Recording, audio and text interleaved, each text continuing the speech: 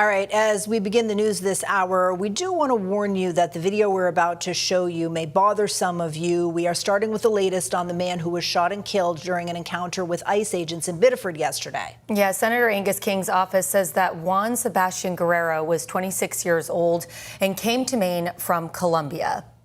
Okay, so we have some video that we are told shows the moment immediately after Guerrero was shot.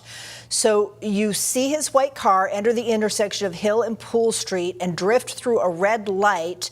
The car almost collides with another vehicle there, and then you're going to see it start drifting in circles. And then ICE agents try to stop the car as it continues to circle. A little bit far away there, but the car keeps circling. ICE agents try to stop it with an unmarked white Ford Explorer. They hit it once, then again, and then the car stops. ICE agents approach the car with guns drawn. Once they get the doors open, you can actually see Guerrero's body slump out. Now, the investigation into what happened is just getting started. Our Katie Delaney is live in Biddeford this morning with a look at what we know so far. Katie? Sharon, this morning there is still a lot of questions and conflicting information about what happened here as the investigation into this shooting continues. Guerrero was killed by ICE here at the intersection of Poole Street and Hill Street in Biddeford. According to Senator King's office, DHS told him Guerrero was not the man ICE agents were looking for. The Department of Homeland Security says its Office of Inspector General will be leading the federal investigation into this deadly shooting. Maine's Office of the Attorney General will be conducting its own investigation. The Department of Homeland Security released a statement last night saying ICE was conducting surveillance on, quote, an illegal alien with a final order of removal. The department said they were trying to conduct a traffic stop, but the vehicle tried to flee. The department says an ICE officer feared for public safety and then fired his gun. Now, the Maine Attorney General's office said initial statements indicate the officer shot when the man attempted to drive away in the direction of the officer. A witness who I spoke with also told me it looked like the driver was going toward the officer. That witness then told me he saw the officer shoot at least 4 times into the windshield of the car.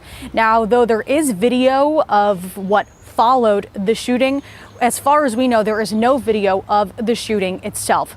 What we do know, having spoken with many folks in the area, is that this has been hard for the community here.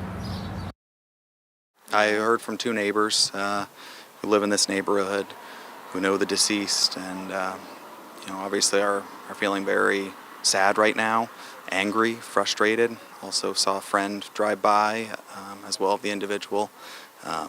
Obviously very challenging for our city right now, in particular for this neighborhood. The Maine Immigrants' Rights Coalition says that Guerrero was authorized to work in the United States and had been issued a social security number. As this investigation continues, we will keep you updated as we learn more here. Sharon and Hannah. All right, thank you so much, Katie. Now, we've got more to talk about, though, here, because after the shooting, people across the state attended protests and vigils. Yeah, hundreds of people gathered last night at Mechanics Park in Biddeford. People also held protests in Portland, Bangor.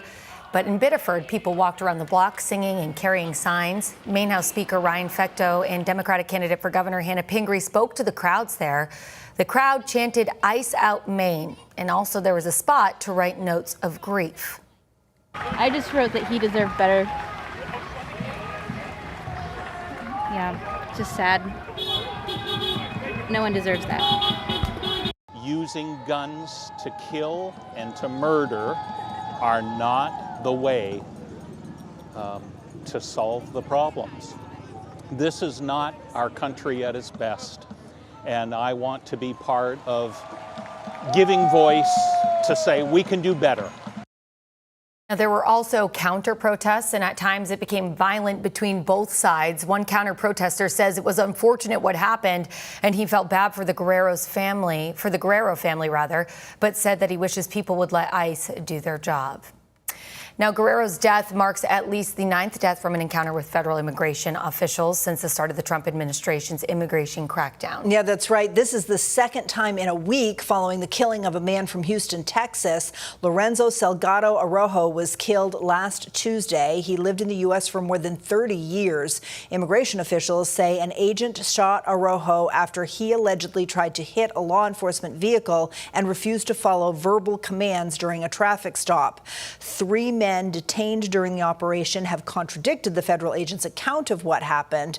Officials in Texas say federal authorities are not sharing key information about the case. We in law enforcement run the risk of losing the credibility that we've worked so hard to build up with the communities that we are in. In this case, it's different.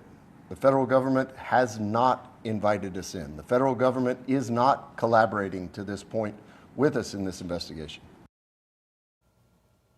All of this comes as ICE once again ramps up immigration enforcement. At the end of June, ICE arrested more than 10,000 people in 5 days.